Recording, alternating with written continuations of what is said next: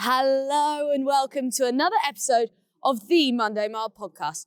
This week, we're linking up with a lady who's been the face and heart of changing the online fitness community in the UK under the umbrella of the global fitness phenomenon, Peloton, as the first ever female instructor in the UK. It's not all been rosy though, announcing at the start of 2023 that she'd been undergoing breast cancer treatment for 6 months. A trailblazer for young women with cancer and an inspiration delivering sweat-ridden workouts to all-time music across people's living rooms. Today, I welcome to the podcast, Leanne Hainsby. Hello, that was a very nice intro. I like that. Leanne, so first off, it's a new year. It's a new year. How would you describe the term sweat? Ooh, well, for me, I actually very rarely use the word sweat.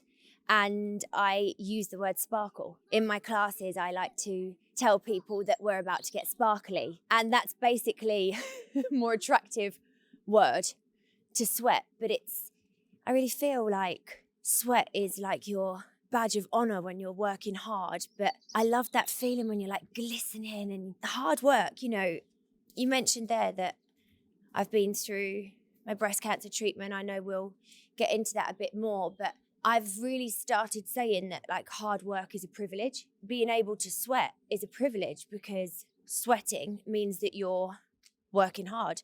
And if you're working hard, then you're able to work hard, and that's the privilege. That is so beautiful. Straight off the bat. What a motivation. Because I always think I love my running. And you know, when the going's getting tough, actually you're like, not everybody is able to do it.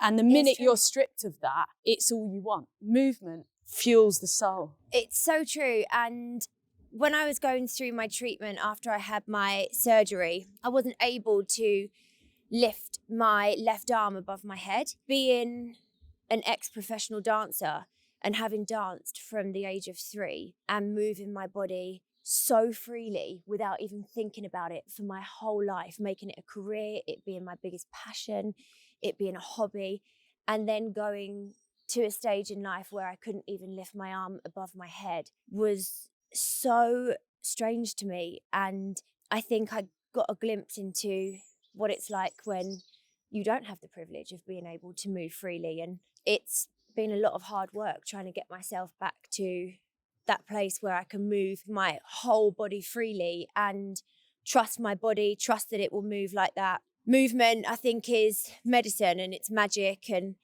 I feel really grateful that I'm in a place now where I feel like I'm trusting my body more, I'm moving my body more. I'm running the London Marathon, so when you talk about running, I get a bit panicky.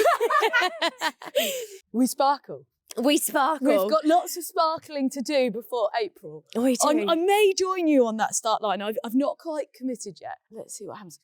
Why Peloton? What is it for those people that are maybe new to the concept? So I think there's a million reasons why I would say Peloton is incredible. I really recognise that things happen to people all the time, and actually this 30 minutes or 20 minutes in someone's day might be that bit of sparkle, that bit of joy. And it feels amazing to be able to be the person that gives somebody that moment in their day. That is so special. People speak about your classes as being incredibly upbeat. Do you think your background in dance and that understanding of music has enabled you to stand out from the rest and provide something a bit different? Yeah, I think so. And I also think that from starting at Peloton, that was a choice for me, that my classes would be the joy in someone's day. And I recognise that not everybody wants to be at the top end of the fitness ranking. They just want to move their body and they want to have fun. I feel like I'm on a mission to combine fun and fitness, and my love for music and the fact that I've always in my career been working alongside music. I think that does give me, I don't know, a bit of an edge, or it gives me a deeper connection with people. I mean, my classes, I'm doing stuff from 60s, 70s, 80s, 90s, rock, hip hop, dance, Broadway, Spice Girls. Like I've heard the Spice Girls this morning. I did the little Spotify search and I listened to one of your playlists as I walked across the bridge to the train station. It was Spice Girls Wanna Be, and I was like, this girl is on a serious vibe. There's a real sense of you spreading happiness. How do you manage to keep that positive mindset and continue to share it? I don't think I do, actually. I think I'd be lying basically if I said that I always felt positive. But when it comes to Peloton, there's so many hours of work that goes into like a class or a moment that I'm going to share with people in the studio. I really spend a lot of time making sure that the preparation for that is perfect.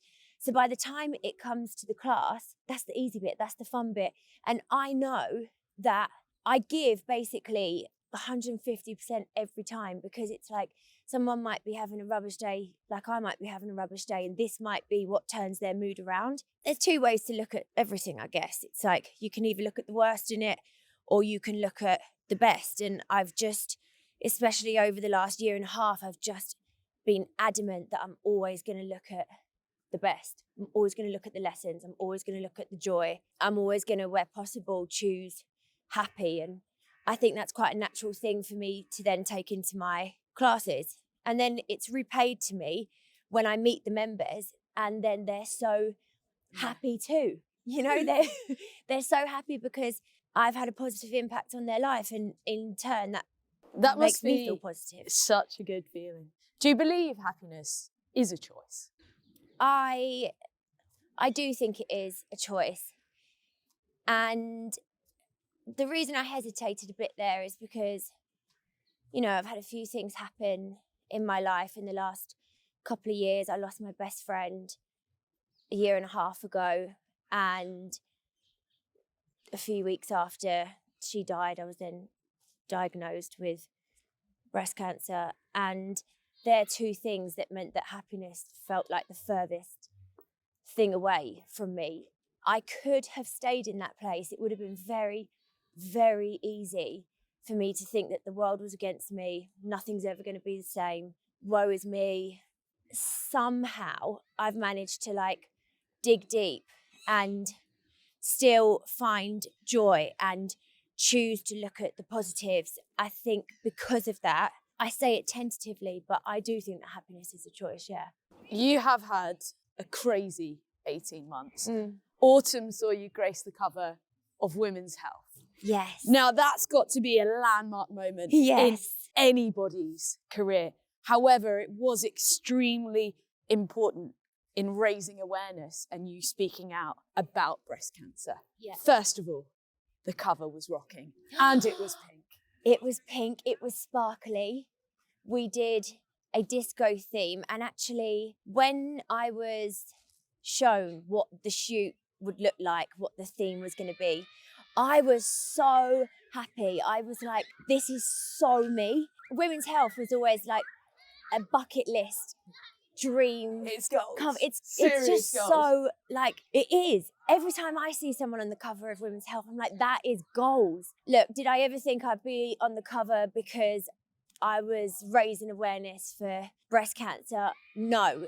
Am I super proud that a year after being diagnosed, I was able to be confident enough to be on the cover and just take that moment?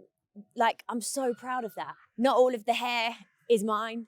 My body looks a bit different because of my treatment. You know, I think one of the things that's like has been such a change of perspective for me is that if you had told me a few years ago you're going to be on the cover of Women's Health, I would have been training like crazy, because in my head it was like, I need to look the best I've ever looked to be on the cover of Women's Health. And then life happens and, you know, I find myself in treatment. My treatment was 3 months of chemo. I had chemo every week for 12 weeks. And then I went into radiotherapy. Then I went into surgery. And my perspective completely changed. It was like, this is now a healthy body that's been through so much.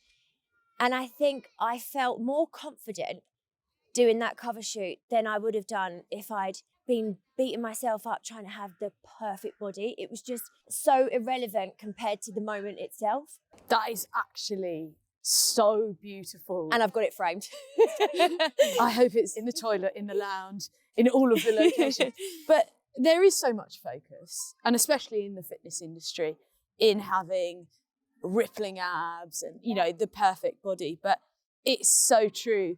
Happiness comes in all forms of shapes and sizes and health. And what a moment of triumph, a landmark moment, and that it's had and given you that realization of truly what is important. And it is health.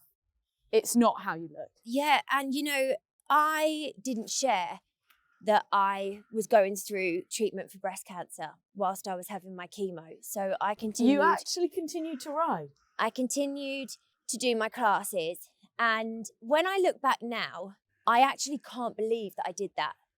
But at the time, I was really in the first bit of hard, raw grief. I needed focus. It was like I would have completely fallen apart if I stopped Peloton. It was something in my life that made me feel like me. I think it's incredibly important. Everyone's cancer journey is different. I'm really mindful about how I speak about cancer, because even if somebody was diagnosed with the exact same cancer as me, exactly the same diagnosis, everything would look completely different because our lives are different. The responsibilities, the other things that you've got going on are really different. But for me at that time, Danielle, my best friend, had just passed away. It was very traumatic. It was very unexpected. And so there was so much going on. And I just think I would have fallen apart. So my classes gave me structure. They gave me a goal every week. So I would get up in the morning on a Wednesday. I would teach a class at 7 a.m. I would give my best. And then I'd have a shower and I'd go to the chemo ward and I'd have my chemo.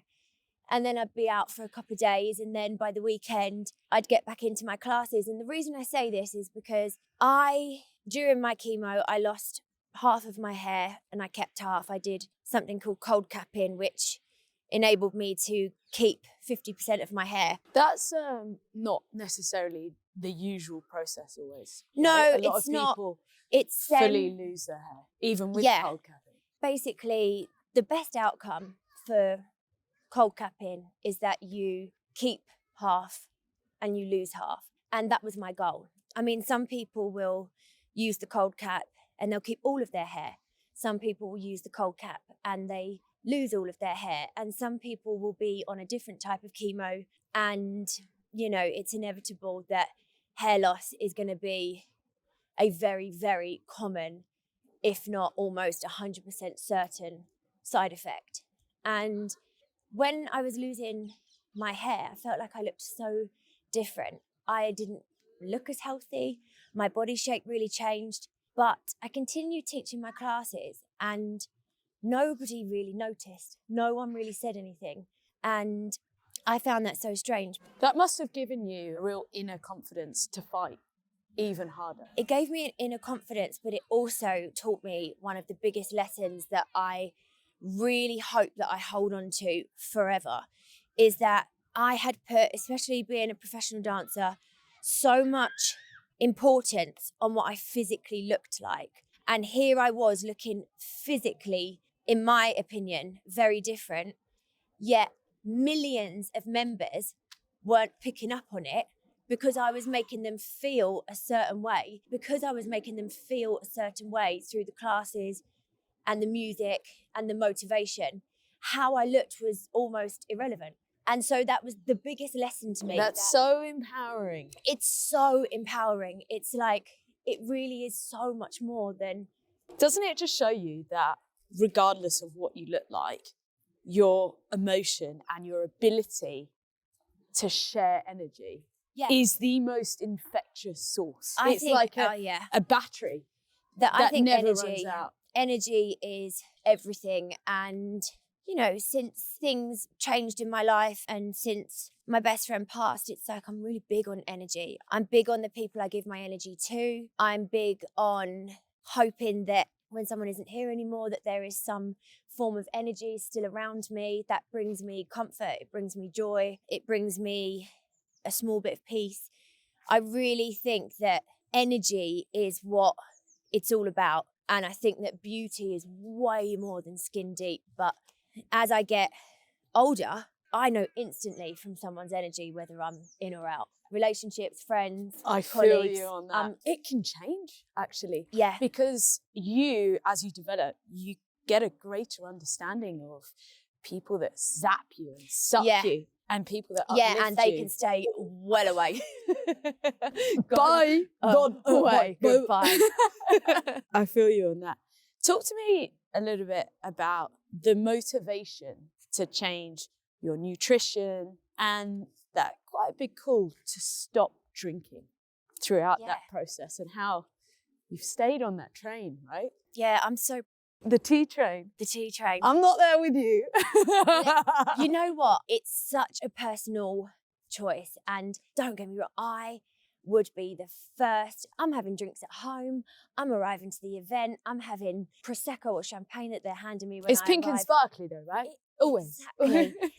But basically, when I was diagnosed, a really, really good friend of mine is a fertility nutritionist, and she recommended a nutritionist that specializes in women with breast cancer. I just wanted to give myself the best possible chance of the treatment working the best it could and being as healthy as I could so that my body could fight what it needed to fight. I think I always ate well before, but I really focused on a diet that was lots of colour on my plate, lots of anti-inflammatory foods, lots of nutrient-dense foods, because, you know, chemo does the job it needs to do, but it's taken a lot from your body in the process. And so what I was doing was trying to build my body up through food as much as I could. It was a no-brainer for me to stop drinking. And actually it'd come off the back of that kind of few weeks in between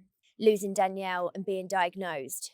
And I was diagnosed 2 days before her funeral. Those few weeks, I mean, I wasn't really sleeping. I was drinking a lot. And I mean, I was drinking like Jack Daniels and stuff, which I never drink. But was it was that just to like, protect yourself? yeah, or? it was just to numb the pain, to do something. I would be meeting friends and we just did not know what to do with ourselves. And so we would just go to a bar or we'd go to someone's house. And actually I was like, I can't carry on like this. I don't want to carry on like this. This is making me feel rubbish. And then when I was diagnosed, like I said, it was a no-brainer to stop drinking. I thought, I'm just going to not drink whilst I go through my treatment. And actually, it's weird to say it's the best I've ever felt, but removing alcohol from my life has been the best decision. And one of the biggest things was that I felt like I'm socially anxious when I go into a new situation. And so I would have a couple of drinks to settle my nerves. Yeah. A little bit of, you know, Dutch courage. But actually, I'm more confident than I ever was before, because nothing is like masking me. I'm just like, okay, well, this is me. Don't like this me. is me. I go home at the right time, which means that I end up being more productive. I feel like I have deeper connections with people and I just like myself more. And I think I'm kinder to myself. And I still go out with my friends and they still drink and dance the night away and I will match them. I feel like I've got more energy than I did before. And maybe that comes from thinking, you know, I've got a second shot at life. That's how I see it. But I just, for me, I really want a family in the future. And when my main bulk of treatment finished for breast cancer, it wasn't over. I think I said in my women's health interview, when it's over, it's never really over. And I felt like that resonated with so many people. Tell us a little bit about that, because a lot of people think once you ring that bell, the treatment's done and you're clear, that's it. But there is a bigger process. Yeah. Life changes. Right? I mean, life is completely different. I had a friend that actually said to me, "Is everything okay? You seem really different." I thought, everything is different. My whole life is different. The way I look at life, the plans I had for the near future, everything is different. And typically, not all the time, but typically breast cancer treatment is a really long time, because I've always felt that breast cancer takes away some of the things that really make you feel feminine. You know, you lose your hair, you, in cases, lose one breast, both breasts. For me now, it's like I did IVF before I started my chemo to hopefully make sure that I can have a family. And now, whilst I'm on some of my maintenance treatment, I hope that when I come off of this, that my fertility is still intact and that Ben and I can go on to have a healthy, amazing family. But there are three things that, you know, do make you feel feminine. And I think that that is where the mental side of cancer begins. Once that main bulk of treatment is done, and really I was as focused as I could be. I was just like one step at a time, one part of this treatment at a time. And then when I finished my surgery, my treatment then turned to the maintenance part of the treatment, which was me taking this daily drug called tamoxifen, which a lot of women will be like, "Oh yeah, I know tamoxifen." And I'm on that for up to 10 years. And it's a daily drug, but it's like, you know, every day for 10 years you take that. And at some point you'll be like, "I'm taking this for breast cancer." And it keeps me safe. And I am so grateful for that. And I had a few other things going on as well. Like I had this injection called Herceptin, which was a pretty big injection that I used to have in my leg every 3 weeks. I had that for a year. That's done. And I have another injection called Zoladex, which is basically protecting my ovaries. But that puts me in a menopausal state. So when people say, "Oh, it's amazing that that's behind you," actually, even though I look healthy and I am healthy, I'm taking a drug every day. My hair regrowth is amazing, but there are clips holding all the new hair in place. It doesn't look or feel how it used to. Can't start a family yet. I have hot flushes all the time. And I stay positive about these things, but I just think it's really important to talk about this bit, because everyone asks you how you are when you're going through chemo, because everyone knows that chemo is going to be really tough. And I think it's just good to keep the conversation going, because this bit is tough. It's good to raise awareness in these moments, because you're rebuilding you're rebuilding your life, but it looks very, very different. What would you say to someone that has just been diagnosed? What was the inner grit within you that gave you that fight to keep going? I would say when you are first diagnosed, it is incredibly overwhelming. And chances are you'll be given a load of words and terminology and phrases that you have just never heard before. And I think my biggest piece of advice would be three things. Build your support network. Get those people in place that are going to hold you up when you are just completely falling apart. I did completely fall apart in the beginning. I think sometimes people go, "Gosh, you got through that so well." And it's like, I had my moments. I completely fell apart in the beginning. And nobody sees that. No one sees that. You get to a point where maybe you don't really want to share that because you don't want to frighten other people. But I had a great support network around me with friends and family. But my mum and Ben, my fiance, were just there at every single appointment, at every single chemo session. And the second bit of advice would be get that support network to really get knowledgeable about your particular diagnosis, so that when you go into these rooms, and they're usually small rooms with consultants and oncologists and cancer nurses that are saying things to you that you don't want to hear, you need to know that there's an extra set of ears with you that are going to be taking in all of the things that you need to know.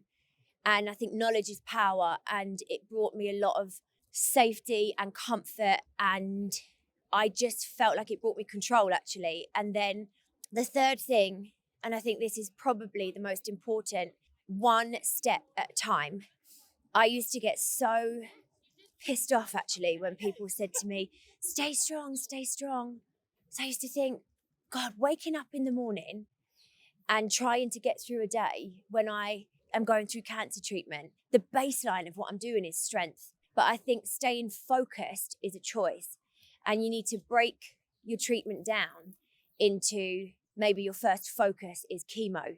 And you do everything you can to keep your body as stress-free, as calm, as nourished as possible. And then when you go into the next bit of your treatment, it's a new focus. And when you go into radiotherapy or whatever you go into your next part of your treatment, because everyone's treatment is going to look different, it will be a new focus. That focus will look a bit different. But I really think that looking at the big picture is incredibly overwhelming.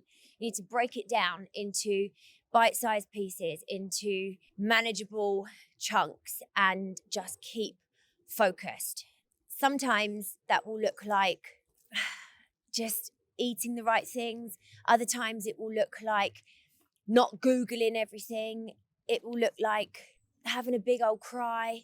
But And a good old cry is really okay. I mean, I've had really okay. my fair share of good old cries, and it can feel lonely. I think even with a support network around you, it can feel incredibly lonely. And there are so many groups. There's some fantastic charities and some groups that can really make you feel like you're less alone, especially at this age. I mean, it didn't do me any good when cancer nurses and consultants were telling me how young I was. Oh, you're really young. You're really young. And I thought, oh, thanks. But there are going to be other people that are going through something similar to you. And I think just by the nature of my job, having the platform of over 7 million members at Peloton, I have become a kind of support network for some other young women or any aged women that have gone through a cancer journey or gone through loss or grieving or whatever, just by doing my job, just by being me. You just need to see people that represent something that you've gone through or you're going through in life. And has it changed your relationship with fitness and your own routine? Yeah, massively. I train for life, whereas before I would maybe do a crash course to look great in a bikini for summer. Now 3-week shred. Sure, nobody can relate to that. No, honestly, I used to say to my PT, right, I've got a shoot. And he'd be like, when is it? And I'd be like, 9 days. And he'd be like, oh my God, Leanne. What are you doing? So now you're waking up. What is your reason for exercising? In short, Ben and I say, and we said this from the beginning of my treatment, we want to be fit for life. Love so that. I train, I got up this morning, it was pitch black. I could not be asked, if I'm completely honest. I got myself to my PT session. I felt great after because I was finding a bit of time in the day that was for me. I've got it done, so I don't have to think about it now. I want to be ready for whatever life throws at me. Like, I don't think I was mentally ready for a cancer diagnosis because obviously I'd already been through something like that I would wish upon nobody. But I do think that in terms of my physical fitness, I was ready to fight with everything that I had. And so I think being fit for life, being fit for whatever life throws at you so you can show up in the best way you can, is the reason that I train. What my body looks like as a result of that is actually somewhat irrelevant to me now. But I know what it feels like to feel rubbish and have no energy and, to be scared and untrusting of my body. So I guess the goal is to just really trust my body, know that it's fit and healthy, know that it's cancer-free. Just always be ready, not be scared, but just be ready. Be ready for whatever life throws Yeah. your way. You mentioned the community Yes. and how special that is at Peloton. You said the word or numbers. Yes. 7. I know. Please repeat. Over 7. Over 7 million. And I tell you what's hilarious, when I did my first ever class, people were joining on the leaderboard. We didn't even have the function to be able to do a live class. So I recorded a class and we put it up on the Peloton platform, and 150 people joined that class. Now, if I was in a boutique studio in London, I'd be buzzing with 150 people. Yeah. But in terms of Peloton, that number was relatively small. But to me, it was an incredible moment. Like, there were 150 people all over the world that were taking my class. And now those numbers are in their hundreds of thousands. Right, let's reframe that. There's hundreds and thousands of people tuning in to join you on a ride. How have you managed to maintain your humble roots? You guys as Peloton instructors, you're sort of like celebrities in your own right. Is that a bizarre feeling? I never look at it like that, but I think that when you do something that has a positive impact on people's lives, they will love you for that.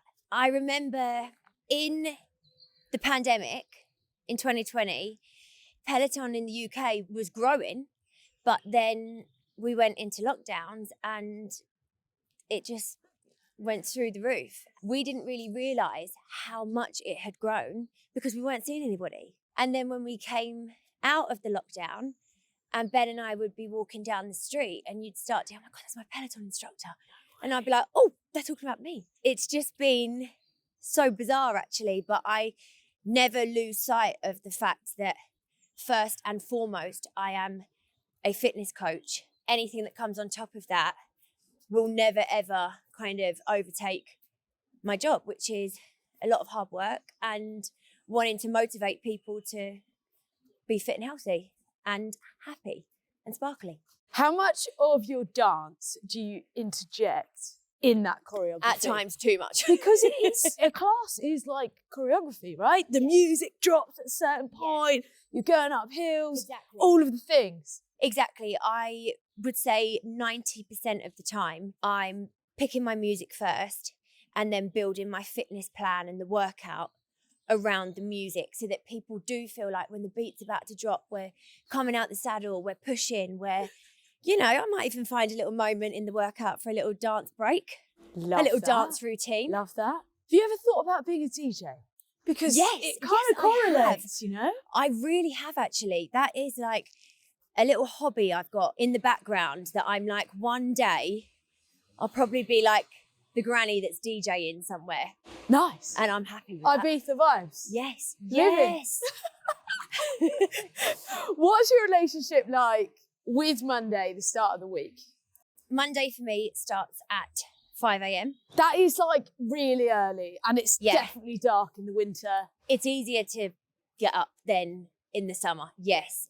But what I love is that I teach a 7 a.m. class, and that happens to be a member class. So I am surrounded by people that just have equally woken up in the dark and the cold and got themselves to that moment. It's a great way to kick off my week. I would say that I'm not the best morning person, but I am the most productive in the morning. Kicking off my Monday nice and early means that I typically get a lot done on a Monday. I love that. It's the best feeling ever. It's a good feeling. So I don't have the Sunday scaries. I think maybe that's to do with not drinking anymore. But you know what's really strange is I've never really had like a Monday to Friday job. Even when I was a dancer, it was like my weekend might have been a Tuesday to Friday or a Monday to Friday if I didn't have anything on. So the concept of a Monday has always been a bit different to me, but I like kickstarting the week early. I do snooze though. Do you? How many snoozes we got? I set an alarm for 5 a.m, 5:01, 5:03, 5:04, 5:06. That is serious snoozing. It's serious. What's the point in snoozing? I actually don't get it. There is no point. It's alarm and it's a launch. It's like a projectile launch out of bed. You've got it right. Because this just prolongs the period. Because the hard bit in waking up, I mean, let's say waking up is a gift.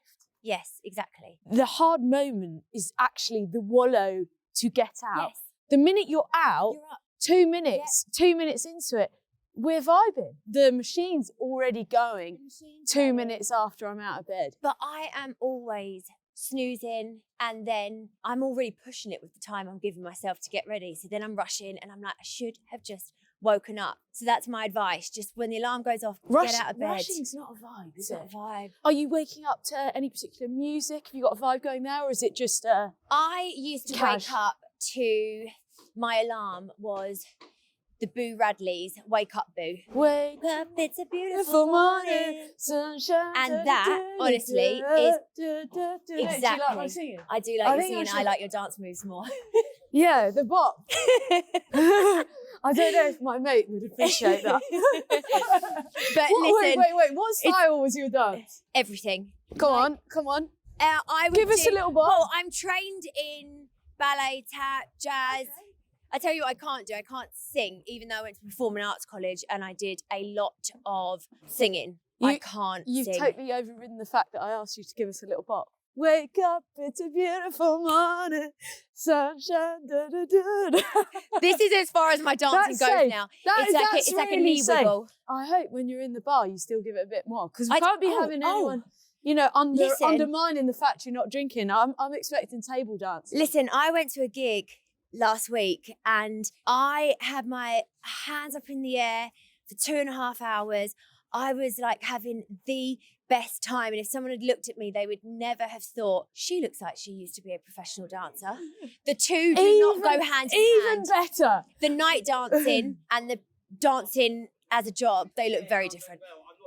Leanne, lastly, we ask all our guests if they have any life mottos or quotes that they can share with our listeners. I love this. I would say, I already said it before, but I think the biggest thing that I live by is being fit for life. I think it's a great motto to have. It's trying to erase the need for like instant gratification and actually just like building a life that one you like, that is going to give you longevity. And so if you can just think to yourself, I want to be fit for life, I think you can, along the way, just make some healthier choices.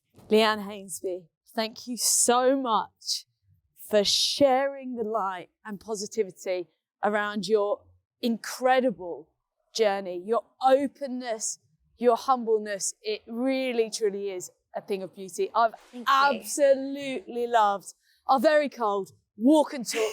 What a way to see in the new year.